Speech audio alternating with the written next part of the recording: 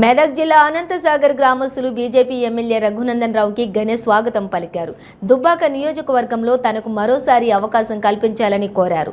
దుబ్బాక అభివృద్ధికి తాను ఎంతో కృషి చేశారని కోరారు.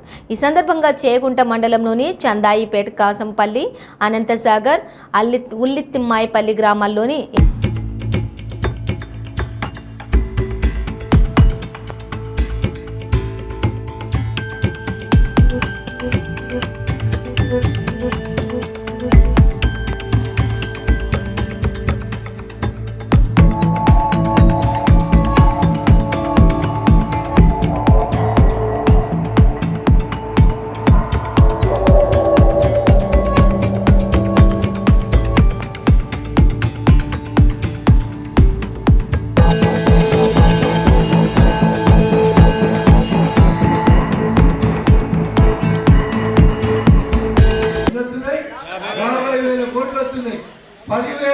రూపాయలు సీసాలు అమ్ముతూ వచ్చే కాడికి వెళ్ళి ఇలా 50,000 కోట్లకు వచ్చింది సార్. ఏం చెప్తున్నాడు మీకు?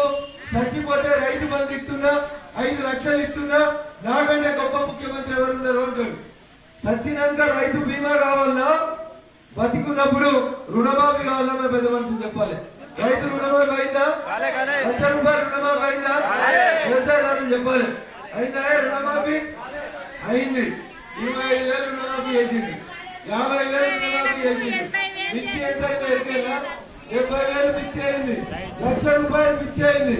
అసలు కట్టలేదు కానీ, అసలు కంటే కొసలు ఎక్కువైంది కానీ మిత్తి ఎక్కువైంది. ఇక మాటలు చెప్పంటే మస్తు ముచ్చట చెప్తాడు. 200 రూపాయలకి పెన్షన్ వచ్చినప్పుడు చిన్న సీసా ఎవడన్నా ఊర్లు అమ్మాలంటే భయపడుకుంటా సాటి అమ్మేటోడు. ఇవాళ ప్రతి కిరాణా దుకాణంలో, ప్రతి షాపులో, ఆఖరికి ఇళ్లలో కూడా పెట్టి అగ్గువ కొనుక్కోరు అని పోలీసు వాళ్ళు, ఆబ్కార్ వాళ్ళు దగ్గరుండి ఏమి అమ్మిపిస్తున్నారంటే ఇవి అమ్మిపిస్తున్నారు.